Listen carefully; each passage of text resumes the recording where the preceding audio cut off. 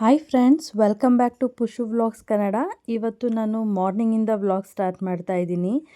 ಇವತ್ತೇನೆಂದರೆ ನಾವು ಊರಿಗೆ ಹೋಗ್ತಾ ಇದ್ದೀವಿ.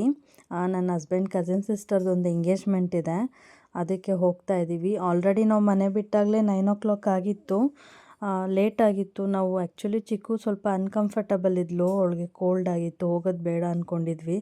ಬಟ್ ಹೋಗಲೇಬೇಕಾಗಿದ್ದರಿಂದ ಸ್ವಲ್ಪ ಲೇಟಾಗಿ ಹೊರಟಿದ್ದೀವಿ. ಹಾಗೆ ಅವಳಿಗೆ ನಾಳೆ ಮುಡಿ ಕೊಡೋದು ಕೂಡ ಇದೆ. ಸೊ 2 ದಿನದ ವ್ಲಾಗ್ನ ಇದೊಂದರಲ್ಲೇ ಅಪ್ಲೋಡ್ ಮಾಡ್ತಾ ಇದ್ದೀನಿ. ಮುಡಿ ಕೊಟ್ಕೊಂಡು ಎಂಗೇಜ್ಮೆಂಟ್ ಮುಗಿಸ್ಕೊಂಡು ಬರೋಣ ಅಂತ ಹೊರಟಿದ್ದೀವಿ. ನೋಡಿ ಚಿನ್ನಮ್ಮ ಎಷ್ಟು ಖುಷಿಯಾಗಿದ್ದಾಳೆ ಅಂದರೆ, ಅವಳ ಮುಖದಲ್ಲೇ ಗೊತ್ತಾಗ್ತಿದೆ ಅವಳು ಎಷ್ಟು ಖುಷಿಯಾಗಿದ್ದಾಳೆ ಅಂತ. ಯಾಕೆ ಅಂದರೆ ಒಂದು 8 ಮಂತ್ಸ್ ಆಗಿತ್ತು ನಾನು ಬಾಣ್ತಿ ಆದಾಗಿಂದ ಅವಳನ್ನೆಲ್ಲೂ ಲಾಂಗ್ ಡ್ರೈವ್ ಕರ್ಕೊಂಡು ಹೋಗಿರಲಿಲ್ಲ. ಅಂದರೆ ಬ್ಯಾಂಗ್ಳೂರಲ್ಲೇ ಓಡಾಡಿಸ್ತಾ ಇದ್ವಿ. ತುಂಬ ಲಾಂಗ್ ಗ್ಯಾಪ್ ಆದಮೇಲೆ ಇವಾಗ ಅವಳನ್ನ ನಾವು ಲಾಂಗ್ ಡ್ರೈವ್ ಕರ್ಕೊಂಡು ಹೋಗ್ತಾಯಿದ್ದೀವಿ, ಊರಿಗೆ ಹೋಗ್ತಾಯಿದ್ದೀವಿ. ಹಾಗಾಗಿ ತುಂಬಾ ಖುಷಿಯಾಗಿದ್ದಾಳೆ, ತುಂಬ ಎಂಜಾಯ್ ಮಾಡಿದ್ಲು ಕಾರಲ್ಲೆಲ್ಲ. ನೋಡಿ ಎಷ್ಟು ಖುಷಿಯಾಗಿದ್ದಾಳೆ ಅಂತ. ಅಂದರೆ ಮಕ್ಕಳು ಸಣ್ಣ ಸಣ್ಣ ವಿಷಯನೂ ಎಷ್ಟು ಎಂಜಾಯ್ ಮಾಡ್ತಾರೆ ಅಲ್ವಾ, ತುಂಬ ಖುಷಿಯಾಗುತ್ತೆ ಅವ್ರನ್ನ ನೋಡೋದಕ್ಕೆ. ತುಂಬ ಎಂಜಾಯ್ ಮಾಡಿದ್ರು ಕಾರಲ್ಲೆಲ್ಲ, ಡ್ಯಾನ್ಸ್ ಎಲ್ಲ ಆಡಿಕೊಂಡು ತುಂಬ ಖುಷಿ ಆಯಿತು. ನೋಡಿ ಯಾವ ರೀತಿ ಡ್ಯಾನ್ಸ್ ಆಡ್ತಾ ಇದ್ದಾಳೆ ಅಂತ, ಸಾಂಗ್ ಎಲ್ಲ ಪ್ಲೇ ಮಾಡಿಕೊಂಡು ತುಂಬಾ ಎಂಜಾಯ್ ಮಾಡ್ತಾ ಇದ್ದಾಳೆ. ಮಕ್ಕಳ ಹಾಗೆ ಎಲ್ಲ ಸಣ್ಣ ಸಣ್ಣ ವಿಷಯನೂ ತುಂಬ ಚೆನ್ನಾಗಿ ಎಂಜಾಯ್ ಮಾಡ್ತಾರೆ.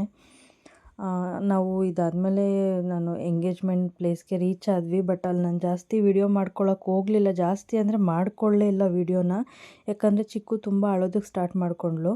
ಹಾಗಾಗಿ ನಾನು ಜಸ್ಟ್ ಒಂದು ಫೋಟೋ ಅಪ್ಲೋಡ್ ಮಾಡ್ತಾ ಇದ್ದೀನಿ ಅಷ್ಟೇ. ಇದಾಗಿ ನೆಕ್ಸ್ಟ್ ಡೇ ನಾವು ಚಿಕ್ಕುಗೆ ಮುಡಿ ಕೊಡೋದಕ್ಕೆ ಅಂತ ದೇವಸ್ಥಾನಕ್ಕೆ ಹೋದ್ವಿ.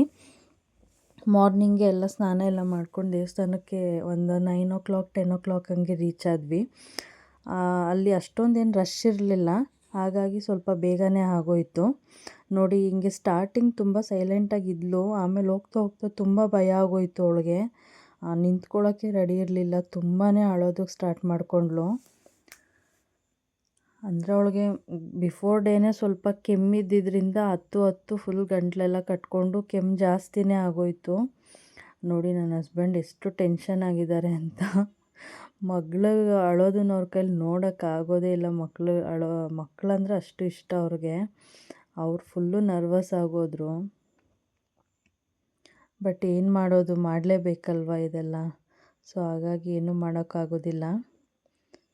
ಅವರು ತುಂಬಾ ಕೇರ್ಫುಲ್ಲಾಗಿ ಮಾಡಿದ್ರು, ಆ ಥರ ರಫಾಗೆಲ್ಲ ಹ್ಯಾಂಡ್ಲು ಮಾಡಲಿಲ್ಲ. ಆದಷ್ಟು ಕೇರ್ಫುಲ್ಲಾಗಿ ತುಂಬ ನಿಧಾನಕ್ಕೇ ಎಲ್ಲ ಪ್ರೊಸೀಜರ್ನು ಮಾಡಿದ್ರು.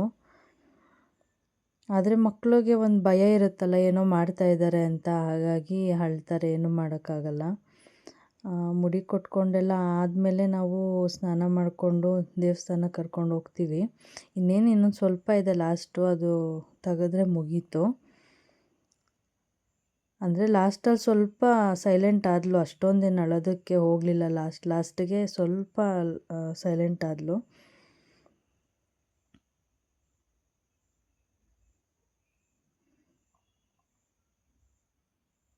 ಕಂಪ್ಲೀಟ್ ಆಯಿತು. ಅದು ಆ್ಯಕ್ಚುಲಿ ಬ್ಲ್ಯಾಕ್ ಕಲರ್ ಮಾರ್ಕ್ ಇರೋದು, ಅದು ಕೂದಲು, ಮತ್ತೇನು ಏಟಾಗಿಲ್ಲ ಅದು. ನೋಡಿ ಹಿಂಗೆ ಕಾಣಿಸ್ತಾ ಇದ್ದಾಳೆ ಫುಲ್ ಎಲ್ಲ ಕೊಟ್ಟ ಮೇಲೆ. ಇವಾಗ ಸ್ನಾನ ಎಲ್ಲ ಮಾಡಿಸ್ಕೊಂಡು ದೇವಸ್ಥಾನದೊಳಗಡೆ ಕರ್ಕೊಂಡು ಹೋಗ್ತಾ ಇದ್ದೀವಿ. ಅಷ್ಟೊತ್ತಿಗಾಗಲೇ ಸ್ವಲ್ಪ 11:30 12 ಆಗಿತ್ತು. ಅವಳಿಗೆ ನಿದ್ದೆ ಮಾಡೋ ಟೈಮ್ ಅದು. ಫುಲ್ಲು ನಿದ್ರೆ ಬರ್ತಾಯಿತ್ತು. ಥ್ರೂ ಔಟ್ ದಿ ಪ್ರೋಸೆಸ್ ತುಂಬ ಎಂಜಾಯ್ ಮಾಡಿದ್ದು ಅಂದರೆ ನಮ್ಮ ಚಿನ್ನಮ್ಮ. 2 ಡೇಸಿಂದ ತುಂಬಾ ಚೆನ್ನಾಗಿ ಎಂಜಾಯ್ ಮಾಡಿದ್ಲು. ಓಕೆ ಫ್ರೆಂಡ್ಸ್, ಇದಾಗಿತ್ತು ನನ್ನ ಇವತ್ತಿನ ವ್ಲಾಗ್. ಮತ್ತೊಂದು ವ್ಲಾಗ್ ಜೊತೆ ನಾನು ನಿಮಗೆ ಸಿಗ್ತೀನಿ. ಅಲ್ಲಿವರೆಗೂ ಪ್ಲೀಸ್ ನನ್ನ ಚಾನಲ್ಗೆ ಸಬ್ಸ್ಕ್ರೈಬ್ ಮಾಡಿ, ಲೈಕ್ ಮಾಡಿ, ಶೇರ್ ಮಾಡಿ ಅಂತ ಕೇಳ್ಕೊತೀನಿ.